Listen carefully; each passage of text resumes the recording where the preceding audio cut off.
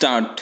अपीलार्थी और प्रत्यार्थी का विवाह ईसाई रीति रिवाजों के अनुसार हुआ था। विराम इस विवाह से उनके यहाँ एक पुत्री का जन्म हुआ। विराम प्रत्यार्थी जून 1978 तक अपीलार्थी के साथ रही। विराम बाद में अपीलार्थी ने उसे अपने घर से निकाल दिया और उसने बच्ची को छीन लिया, जिसके परिणाम स्वरूप उसे अपने माता पिता के यहाँ शरण लेनी पड़ी। विराम प्रत्यार्थी ने संरक्षक और प्रतिपाल्य अधिनियम 1890 की धारा 7 के अधीन उसे पुत्री की संरक्षक घोषित किए जाने और उसकी देखभाल और अभिरक्षा उसे दिए जाने के लिए पिटीशन फाइल किया। विराम संरक्षक न्यायाधीश ने साक्ष्य अभिलिखित करने के पश्चात यह अभिनिर्धारित किया कि अपीलार्थी अवयस्क बच्ची का संरक्षक होने के लिए अनुपयुक्त नहीं है और इसलिए प्रत्यार्थी को संरक्षक घोषित किए जाने के लिए पिटीशन अधिनियम की धारा 19 को ध्यान में रखते हुए खारिज कर दिया गया। विराम जहां तक अवयस्क बच्ची की अभिरक्षा का संबंध है, संरक्षक न्यायाधीश अभिलेख पर मौजूद साक्ष्य पर विचार विमर्श करने के पश्चात इस निष्कर्ष पर पहुंचे कि यह बच्ची के हित और कल्याण में होगा कि वह माता अर्थात प्रत्यार्थी की अभिरक्षा में रहे। विराम संरक्षक न्यायाधीश ने उसे संरक्षक के रूप में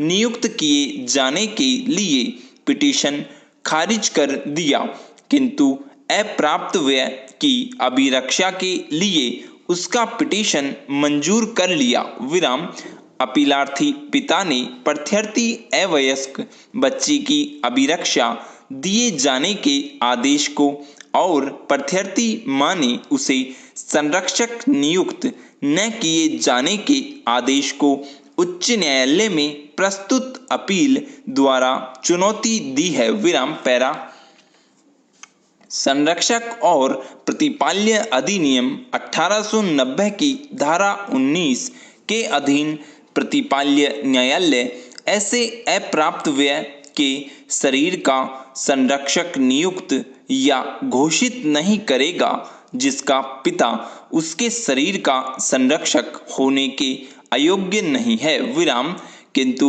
अधिनियम की धारा 25 के अधीन यदि न्याय की यह राय है कि प्रतिपाल्य के लिए यह कल्याणकर होगा तो उसकी अभिरक्षा संरक्षक को दी जा सकेगी। विराम संरक्षक शब्द नैसर्गिक संरक्षण या घोषित संरक्षक तक ही सीमित नहीं है। विराम अधिनियम की धारा 4 के अधीन संरक्षक से ऐसा व्यक्ति अभिप्रेत है जो अप्राप्त व्यय के शरीर की या उसकी संपत्ति की या उसके शरीर और संपत्ति दोनों की देखभाल करता है। विराम यदि प्रत्यार्थी अधिनियम की धारा 7 के अर्थांतर्गत अप्राप्त व्यय की संरक्षक घोषित की जाती है तो वह उसकी अभिरक्षा के लिए भी हकदार होगी। विराम यदि उसे अधिनियम की धारा 7 के अधीन इस प्रकार संरक्षक घोषित नहीं किया जाता है तो उसे अधिनियम की धारा 25 के अर्थांतर्गत केवल प्राप्त व्यय की अभिरक्षा ही मिल सकती है। विराम ऐसे अनेक मामले हैं जिनमें प्राप्त व्यय अपत्य की अभिरक्षा देते समय पिता के अधिकारों को अपत्य के कल्याण वाले सिद्धांत को ध्यान में रखते हुए अधिकांत कर दिया गया है। विराम प्रस्तुत मामले में बच्ची की आयु लगभग 4.5 वर्ष है। विराम उसे भावनात्मक सुरक्षा की आवश्यकता है जो उसकी मां द्वारा ही दी जा सकती है। विराम वह दिसंबर 1980 के प्रत्यर्थी की अभिरक्षा में रही विराम।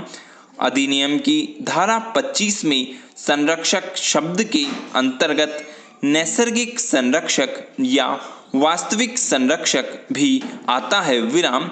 ऐसी माँ जो वस्तुतः अप्राप्त व्यय के शरीर की देखरेख नहीं कर रही है, अधिनियम की धारा 25 के अधीन आवेदन करने के लिए हकदार है विराम।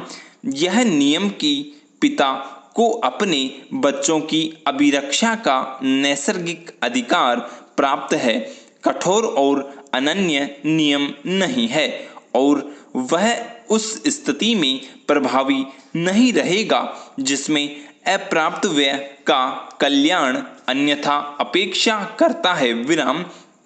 कोमल वयस्क के अप्राप्त व्यय की अभिरक्षा के मामले में सर्वोपरि बात बच्चे का हित है, न कि माता पिता के अधिकार विराम। स्टॉप।